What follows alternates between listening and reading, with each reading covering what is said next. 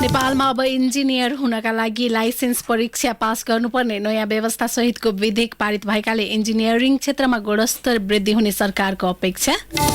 नयाँ आर्थिक वर्षको बजेट कार्यान्वयन सुरु भइसक्दा मौद्रिक नीति आउन भने ढिलाइ, खस्कदो अर्थतन्त्रलाई ट्र्याकमा ल्याउनु पर्ने चुनौती झेलिरहेको सरकारलाई थप दबाव सृजना। एसपी अघि नबढाउने निर्णयबारे अमेरिकालाई पत्राचार गर्न अध्ययन भइरहेको परराष्ट्र मन्त्रालयको प्रष्टीकरण। प्रधानमन्त्री देउबाको अमेरिका भ्रमणको मिति अझै अनिश्चित। श्रीलङ्काको नयाँ राष्ट्रपतिमा रनिल विक्रमासिंघे निर्वाचित। चरम आर्थिक सङ्कटबाट देशलाई सामान्य अवस्थामा लैजानुपर्ने चुनौती।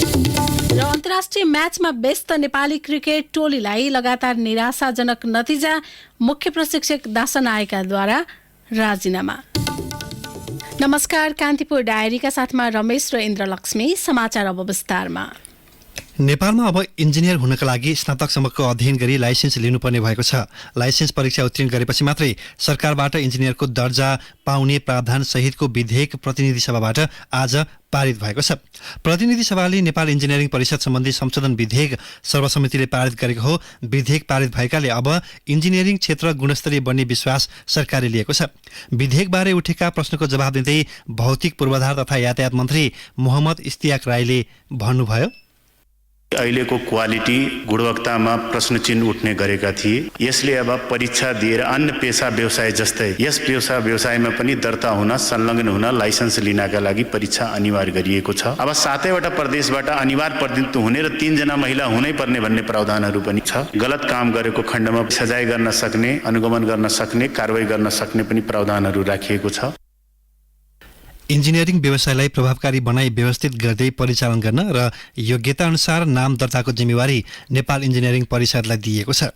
परिषदमा दर्ता नभई कसैले पनि इन्जिनियरको रूपमा काम गर्न नपाउने व्यवस्था समेत गरिएको छ। यसअघि इन्जिनियरिङमा स्नातक तहको अध्ययन पूरा गरेपछि शैक्षिक प्रमाणपत्रका आधारमा परिषदले इन्जिनियरको मान्यता दिँदै आएको थियो। राष्ट्रिय सभाबाट उत्पत्ति भएको सो विधेयक दर्ता भएको 30 महिनापछि प्रतिनिधि सभाले पारित गरेको हो। सो विधेयक अब राष्ट्रपतिले प्रमाणित गरेपछि कानूनको रूपमा कार्यान्वयनमा जानेछ।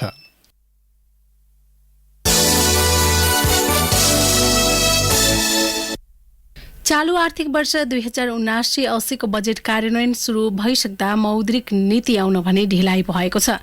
राष्ट्र बैंकका गभर्नर महाप्रसाद अधिकारीको विवाद, अर्थ मन्त्रालय मन्त्रीविहीन हुनु र राष्ट्र बैंक सञ्चालक समितिको बैठक बस्न नसक्दा मौद्रिक नीति आउन ढिलाइ भएको हो, जसले गर्दा खस्कदो अर्थतन्त्रलाई ट्र्याकमा ल्याउनु पर्ने चुनौती झेलिरहेको सरकारलाई थप दबाव सृजना भएको छ। एक टिप्पणी। ताजा तथ्याङ्क र विज्ञहरूको आकलन भन्छ नेपाली अर्थतन्त्र यतिखेर गम्भीर सङ्कटबाट गुज्रिरहेको छ। विदेशी विनिमय सञ्चिति घटेर 9 अर्ब 45 करोड डलर मात्रै छ। मूल्य वृद्धि नियन्त्रण बाहिर पुगिसकेको छ। पुँजीगत खर्च गत वर्ष 57% सीमित भयो। बजारमा लगानी योग्य रकमको अभाव, तरलता सङ्कट कायमै छ। नयाँ बजेटमा उल्लेखित 8% को आर्थिक वृद्धिलाई सहयोग गर्दै मुद्रास्फीति 7% भन्दा तल राख्ने गरी मौद्रिक नीति तर्जुमा गर्नुपर्ने दबाव राष्ट्र बैंकलाई छ। यो बीचमा कस्तो मौद्रिक नीति आउँछ भन्ने आम चासोको विषय छ। सैद्धान्तिक रूपमा नै मौद्रिक नीतिका औजारहरू विरोधाभासपूर्ण हुन्छन् नै। आर्थिक वृद्धि गर्न विस्तारकारी नीति लिनुपर्ने र मूल्य वृद्धिलाई रोक्न अघिल्लो वर्षभन्दा फरक सङ्कुचनकारी नीति अवलम्बन गर्नुपर्ने दबाव केन्द्रीय बैंकलाई छ। तसर्थ मौद्रिक औजारहरूको उचित समायोजन गरेर यस्तो प्रकारको विरोधाभासपूर्ण उद्देश्य हासिल गर्नु नै सफल र सक्षम केन्द्रीय बैंकको मापन हो। अर्कोतर्फ केन्द्रीय बैंक उत्तरदायित्व सहितको स्वायत्त संस्था पनि हो। तर यो पटक केन्द्रीय बैंक आफै राजनीतिक संकटमा फसेको छ। विभागीय अर्थमन्त्री जनार्दन शर्मासँग सुरुदेखि नै टकराव हुँदै छदमा नाममा एमालेको अर्थ विभागमा संलग्नता बारे गभर्नर महाप्रसाद अधिकारीको राजीनामा सम्मको माग उठिरहेको छ। कछुवा गतिको पुँजीगत खर्चसँगै मौद्रिक नीतिको प्रभावकारी कार्यान्वयन नहुँदा अर्थतन्त्रले लय गुमाएको छ। मौद्रिक नीतिको प्रभावकारी कार्यान्वयन मार्फत अर्थतन्त्रलाई चलायमान बनाउनु पर्नेमा गभर्नर अधिकारी आफैले मुलुकको अर्थतन्त्र श्रीलङ्कन पथमा जान थालेको भन्दै भाषण गर्दै हिँडेका थिए। मौद्रिक नीति अघि राष्ट्र बैंकले निजी क्षेत्रका थुप्रै संघ संस्था र सरकारवाला निकायसँग निरन्तर छलफल गरिरहेको थियो। ती छलफलमा समेत गभर्नर अधिकारीले ऋणको ब्याज दर अझै बढ्न सक्ने भन्दै बैंक वित्तीय संस्थालाई उस्काइरहेका थिए। स्वाभाविक प्रश्न उठ्छ, अर्थतन्त्रका सबै सूचकहरू खराब हुँदा बैंक वित्तीय संस्थाले अर्बौं नाफा कसरी कमाइरहेका छन्? केन्द्रीय बैंकले बैंक तथा वित्तीय संस्थालाई बेलगाम छाड्दा पनि अर्थतन्त्रमा गम्भीर समस्या उब्जिएको निजी क्षेत्रको गुनासो छ। बजेट आइसकेपछि सरकारको अर्थनीतिलाई सफल बनाउने काम मौद्रिक नीति हो। नियत बस होस् या नजानेर सरकारको आर्थिक र मौद्रिक नीति दुवै यतिखेर विपरीत दिशामा फर्किएको संकेत गरिरहेका छन्। वित्तीय सन्तुलनलाई कायम गर्न राष्ट्र बैंकले आफ्नो प्यारामिटर चलाउन सक्छ, तर यो प्यारामिटर चलाउँदा राष्ट्र बैंक राजनीतिबाट प्रेरित भयो कि भन्ने गुनासो छ। अर्थतन्त्रमा देखिएका समस्या समाधान हुन नसक्नुको कारण राजनीतिक आडमा प्रतिष्ठाको लडाईँ भएको जग जाहेर छ, जसले अर्थतन्त्रलाई डामाडोल बनाइरहेको छ। यसमा सबै सरकारवालाको गम्भीर ध्यान जान अवेर नहोस्। रेडियो कान्तिपुरका लागि अनिल परियार। अमेरिकासँगको स्टेट पार्टनरशिप प्रोग्राम एसपीपी अघि नबढाउने सरकारले निर्णय गरे पनि अमेरिकालाई पत्राचार गर्ने बारे अझै अध्ययन भइरहेको परराष्ट्र मन्त्रालयले बताएको छ। मन्त्रालयमा आज आयोजित पत्रकार सम्मेलनमा प्रवक्ता सेवा लम्सालले पत्राचार बारे अध्ययन भइरहेको बताउनु भएको हो। एसपीपी अन्तर्गत नै कतिपय सहयोग यसअघि नै आइसकेको भन्ने तथ्यहरू देखिएकाले त्यसबारे निर्क्योल गरेर पत्र पठाइने उहाँले बताउनुभयो। प्रवक्ता लम्सालले भन्नुभयो, एसपीपीको विषयमा अध्ययन भइरहेको छ, उपयुक्त समयमा चिठी पठाइन्छ। विपद व्यवस्थापन लगायतमा केमा सहयोग लिएको हो त्यो अध्ययन भइरहेको छ। यसैबीच परराष्ट्र मन्त्रालयले प्रधानमन्त्री शेरबहादुर देउवाको अमेरिका भ्रमण मिति अझै सुनिश्चित नभएको जनाएको छ।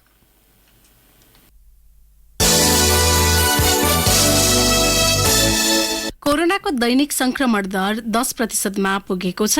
पीसीआर तथा एन्टिजेन गरी 3981 जनामा गरिएको परीक्षणमा पछिल्लो पटक 391 जनामा संक्रमण पहिचान भएको स्वास्थ्य तथा जनसंख्या मन्त्रालयले जनाएको छ। आज पुष्टि भएका संक्रमित मध्ये काठमाडौँ उपत्यकामा मात्र आधा भन्दा बढी अर्थात् 216 जना छन्। सोसँगै काठमाडौँ उपत्यकामा सक्रिय संक्रमितको संख्या 1270 पुगेको छ।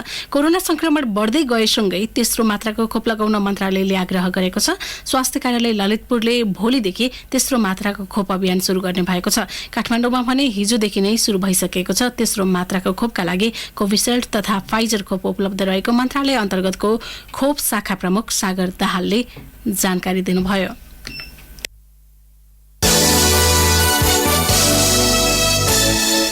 पूर्व अर्थमन्त्री जनार्दन शर्मामाथि छानबिन गर्न गठन भएको संसदीय विशेष समितिले प्रतिवेदन बुझाउने समय थप गर्न माग गरेको छ। समितिका सभापति लक्ष्मणलाल कर्णले सभामुख अग्निप्रसाद सापकोटासँग म्याद थपको विषयमा छलफल गर्ने जानकारी दिनुभयो।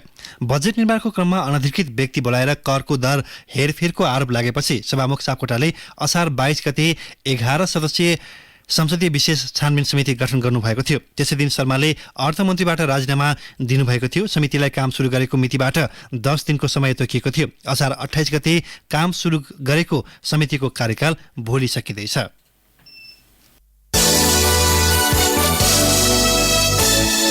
एमाले अध्यक्ष केपी शर्मा ओलीले स्थानीय तहको निर्वाचनमा आफ्नै नेता कार्यकर्ताको भूमिकालाई लिएर चर्को असन्तुष्टि व्यक्त गर्नुभएको छ। आगामी निर्वाचनका लागि आयोजित बागमती प्रदेश स्तरीय भेलामा सम्बोधन गर्दै ओलीले पार्टीभित्रको अन्तर्घातका कारण धेरै स्थानमा पराजित हुनु परेको बताउनुभयो। उहाँले चुनावमा नेता कार्यकर्ताबाट बेइमानी भएको टिप्पणी गर्नुभयो। पार्टी सदस्यहरू छन्, जनसंगठनहरू छन्, जनसंगठनका कमिटी छन्, जनसंगठनका सदस्य छन्। त्यहाँ पदका लागि मारामार हुन्छ। वडा कमिटी मात्रै 39 जनाको छ, तर वडाको चुनावमा अस्ति भोट चाहिँ 24 वटा भोट आयो। हामीलाई पार्टी सदस्य भन्न लाज हुनुपर्छ पर्दैन। योभन्दा बेइमानी केही हुन्छ, योभन्दा निकृष्टता केही हुन्छ, योभन्दा घटिया कुरो केही हुन्छ? कम्युनिस्ट पार्टीको कार्यकर्ता भएर वडा कमिटीमा 39 जना बस्ने, 24 जनाले भोट हाल्ने, योभन्दा सर्वनाश कुरो केही हुन्छ? भोट हाल्न सकिँदैन भने कमसेकम राजीनामा गर्नु पर्दैन? सत्तारूढ गठबन्धनले पार्टीलाई घेराबन्दी गरेका बेलामा आफ्नै नेता कार्यकर्ताले पार्टी हित विपरीत कार्य गरेको ओलीको भनाइ थियो। आगामी निर्वाचनमा पार्टीप्रति प्रतिबद्ध हुन उहाँले आग्रह गर्नुभयो। एउटा नारा चलेको थियो, त्यो नाराको व्यापक उल्लङ्घन भयो। टिकट पाए जित्छु, टिकट नपाए जसले पाउँछ त्यसलाई जिताउँ, तर पाए जित्छु नपाए हराउँछु भन्नेमा व्यवहारमा चाहिँ उल्टो भयो। पाए जित्छु, जित्ने कोसिस गर्छु, पाइनँ भने हराउने कोसिस। अस्तिको चुनाव जस्तो कुनै हालतमा हुन दिँदैन। हाम्रो प्रतिबद्धता हो, अस्तिको चुनाव राम्रो भएन। अर्को प्रसङ्गमा ओलीले आगामी मङ्सिरमा गर्नुपर्ने निर्वाचन नगर्न सत्तारूढ दलले षड्यन्त्र गरिरहेको आरोप लगाउनुभयो। कान्तिपुर डायरीमा अब ब्रेकको पालो। ब्रेकपछि कान्तिपुर डायरीमा अब बाँकी प्रसङ्ग। नेपालमा वर्षेनी उखु खेती गर्ने क्षेत्रफल घट्दै गएको छ। समयमा उखुको भुक्तानी नपाएपछि किसान अन्य बालीतर्फ आकर्षित हुन थालेका छन्। 3 वर्ष अगाडि 71,500 हेक्टर क्षेत्रफलमा गरिने उखु खेती हाल 7,000 हेक्टर घटेर 64,000 हेक्टर क्षेत्रफलमा मात्रै भइरहेको छ।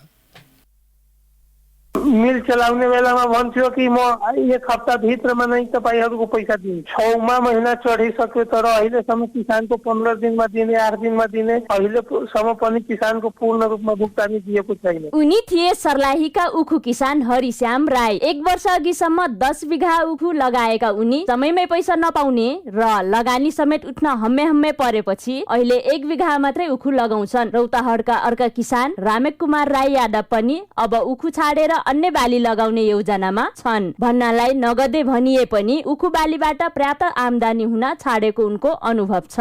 पैसा हामीलाई दिँदैन भने हामी किन गर्ने, त्यसमा फेरि हामीले खानु पर्छ, सबै कुराहरू गर्नु पर्छ नि, त्यही हो नि किसानको। कृषि तथा पशुपक्षी विकास मन्त्रालयको तथ्याङ्कले पनि उखु लगाउने क्षेत्रफल घट्दै गरेको देखाउँछ। आर्थिक वर्ष 2075-76 मा 71,000 हेक्टर क्षेत्रफलमा उखु लगाइएकोमा वर्ष 2076-77 मा घटेर 68,000 हेक्टरमा मात्रै खेती भयो। वर्षेनी घट्दो क्रममा रहेको उखु खेतीको क्षेत्रफल वर्ष 2077-78 मा 64,000 हेक्टर क्षेत्रफल खुम्चियो। उखु खेतीतर्फ किसानको विकर्षण हुनुमा चिनी मिलले बक्यौता धेरै राख्ने गरेको जानकारहरू बताउँछन्। तर मिल सञ्चालकको दलिल अर्कै छ। मल र बिउ समेत उपलब्ध गराउनु पर्ने भएकाले किसानले समयमै भुक्तानी दिन सकिँदैन। किसानलाई 90% रकम भुक्तानी गरिसकेको सर्लाहीको महालक्ष्मी सुगर मिल्स प्रालिका महाप्रबन्धक पवन कुमार सिंहको दावी छ। मैं 90% मैंने भुगतान कर दिया है, बाकी मैं इसी 15 तारीख तक सारा कर दूंगा। पैसा लोन पे देता हूँ, अगर मैं पूरा पेमेंट कर दिया हो तो वो खाद दवा न दे पाता। कृषि मन्त्रालयले न्यूनतम मूल्यको आधारमा 77-78 को लागि 8 जिल्ला उखु किसानलाई उखु प्रवर्धन खर्च बापत 77 करोड 56 लाख रुपैयाँ भुक्तानी गरेको जनाएको छ।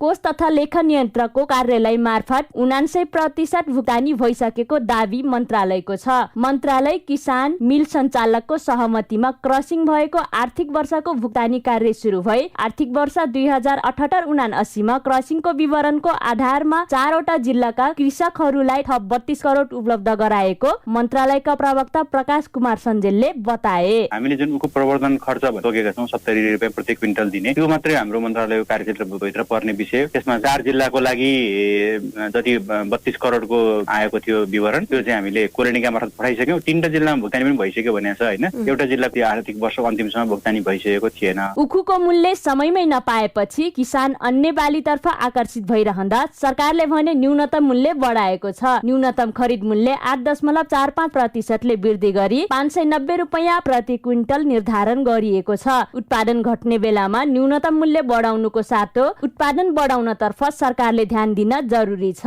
रेडियो कान्तिपुरका लागि सरिता थारू।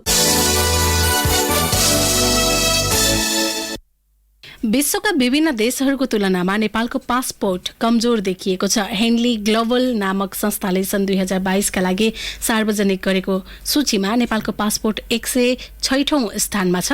नेपालसँगै प्यालेस्टाइन पनि 106औं स्थानमा छ। 60 देशमा पहुँच हुने छिमेकी राष्ट्र भारत 87औं स्थानमा रहँदा 80 देशको पहुँचसँगै चीन 79औं स्थानमा रहेको छ। सबैभन्दा शक्तिशाली पासपोर्ट जारी गर्नेमा जापान पहिलो, सिङ्गापुर दोस्रो र दक्षिण कोरिया तेस्रोमा छन्।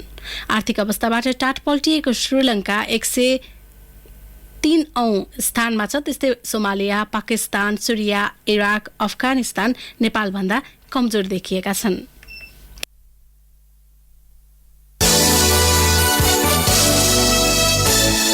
मुलुकभर स्क्रब टाइफस तथा डेङ्गीका बिरामीको संख्या बढ्दै गएको छ। इपिडेमियोलोजी तथा रोग नियन्त्रण महाशाखाका अनुसार पछिल्लो साता मुलुकभर 63 जनामा स्क्रब टाइफसका बिरामी पहिचान भएको छ। सबैभन्दा धेरै सङ्खुवासभामा 7 जना, रूपन्देहीमा 6, पाल्पामा 5, ओखलढुङ्गा तथा सुनसरीमा 4, चितवन, धादिङ तथा काठमाडौँमा 3 जनामा स्क्रब टाइफस संक्रमित पुष्टि भएका छन्। त्यस्तै 58 जनामा डेङ्गी संक्रमण पहिचान भएको छ, जस अन्तर्गत सङ्खुवासभामै सबैभन्दा धेरै 15 जना, धादिङमा 12, रूपन्देहीमा 5, काठमाडौँमा 4, भोजपुरमा 3 तथा सिन्धुली, जुम्ला र अर्घाखाँचीमा 2 जनामा डेङ्गी संक्रमण पहिचान भएको छ।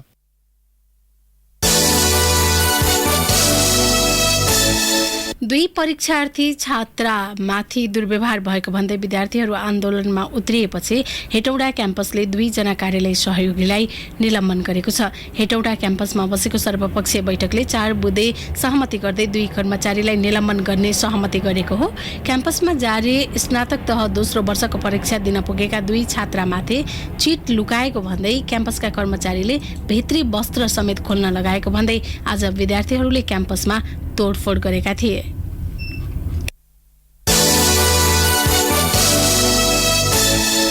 कान्तिपुर डायरीमा अब धनकुटा डायरीको पालो। धनकुटा डायरीमा रमेश चन्द्र अधिकारीको नमस्कार। धनकुटाको साङ्गुरीगढी गाउँपालिका 5 स्थित ओख्रे र तुम्खा गाउँका 28 परिवारले 48 वर्षपछि आफ्नो नाममा जग्गा दर्ता प्रमाणपत्र पाएका छन्। नापी कार्यालय धनकुटाले डाँडा बजारमा आयोजना गरेको कार्यक्रममा उनीहरूलाई लाल पूर्जा वितरण गरिएको हो। 2032 सालमा नाप नक्सा गर्ने क्रममा व्यक्तिगत रूपमा जग्गा नछुट्याई सिङ्गै गाउँलाई एउटै ब्लकमा मात्र सीमित पारेर समस्या सृजना भएको नापी कार्यालयका प्रमुख मिथिलेश यादवको भनाइ छ। धनकुटा बजार क्षेत्रमा सवारी साधन अव्यवस्थित रूपमा राखिने क्रम बढेको छ। यसबाट जोखिम निम्तिन सक्ने भन्दै संवाद समूह धनकुटाले सरकारवाला पक्षसँग संवाद कार्यक्रम आयोजना गरेको छ। कार्यक्रमका सहभागीले सवारी साधन पार्किङ व्यवस्थापन, अटो सवारीको भाडा दर निर्धारण, जथाभावी पार्किङ गर्नेलाई सचेत गराउने लगायतका कार्य अघि बढाउने जनाएका छन्।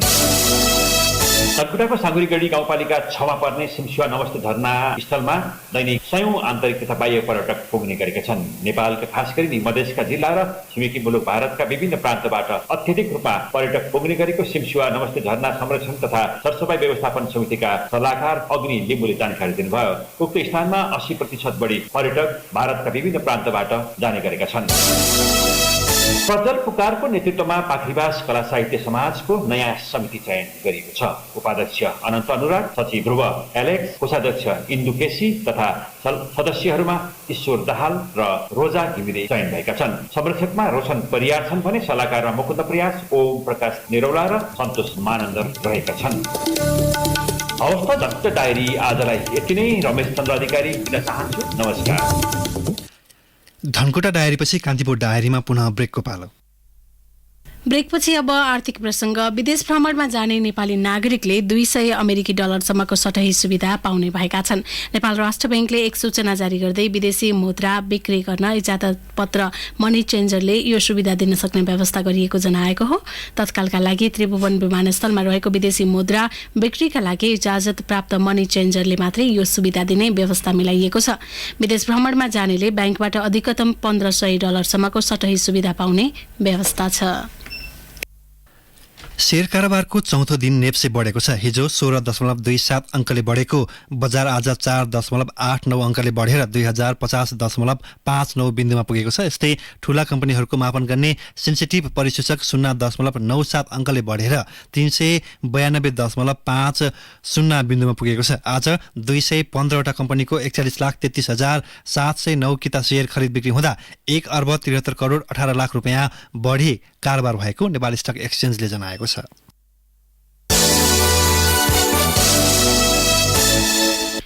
अब अन्तर्राष्ट्रिय प्रसङ्ग। श्रीलङ्काको राष्ट्रपतिमा रनिल विक्रमासिङ्घे निर्वाचित हुनुभएको छ। नागरिक माझ अलोकप्रिय भए पनि यसअघि प्रधानमन्त्री पदबाट राजीनामा दिन तीव्र दबाव खेपेका विक्रमासिङ्घेकै पक्षमा चुनावी नतिजा आएको हो। आज भएको राष्ट्रपति निर्वाचनमा विक्रमासिङ्घेले आफ्नै दलका दलस आलापेरोमालाई पराजित गर्नुभयो। संसदमा कुल खसेको 203 मध्ये विक्रमासिङ्घेले 134 मत प्राप्त गर्नुभयो। उहाँका निकटतम प्रतिस्पर्धीले 82 मत प्राप्त गरेको अन्तर्राष्ट्रिय सञ्चार माध्यमले जनाएका छन्। कुनै प्रतिकूलता नआए विक्रमासिङ्घेको कार्यकाल सन् 2024 सम्म रहनेछ। विक्रमासिङ्घे सामु चरम आर्थिक सङ्कटबाट राष्ट्रलाई पुनः सामान्य अवस्थामा लैजाने तथा खाद्यान्न लगायतको अभाव अन्त्य गरी सार्वजनिक सुव्यवस्था कायम गर्नुपर्ने चुनौती छ। श्रीलङ्कामा चुलिएको आर्थिक सङ्कटका कारण यसअघि सत्तामा रहेको राजपक्ष परिवार र उनीहरूले नेतृत्व गरेको सरकारलाई दोषी ठहर गर्दै नागरिक वृत्तबाट ठूलो सडक सङ्घर्ष भएको थियो। प्रदर्शनकारीले राष्ट्रपतिको भवन तथा प्रधानमन्त्री कार्यालय समेत कब्जामा लिएका थिए। मुलुकको प्रतिकूल अवस्थामा आज गत साता तत्कालीन राष्ट्रपति गोटाबाया राजापाक्से मुलुक छोडेर भागेका थिए।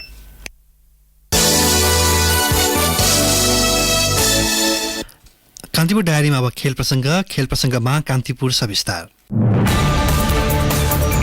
कान्तिपुर सविस्तार। पछिल्लो समय नेपाली राष्ट्रिय क्रिकेट टोली अन्तर्राष्ट्रिय म्याचमा व्यस्त छ। सन् 2023मा हुने पुरुष T20 विश्वकपको छनौट स्वरूप नेपालले पछिल्लो पटक बलिया राष्ट्रहरूसँग सिरिज खेलिरहेको छ।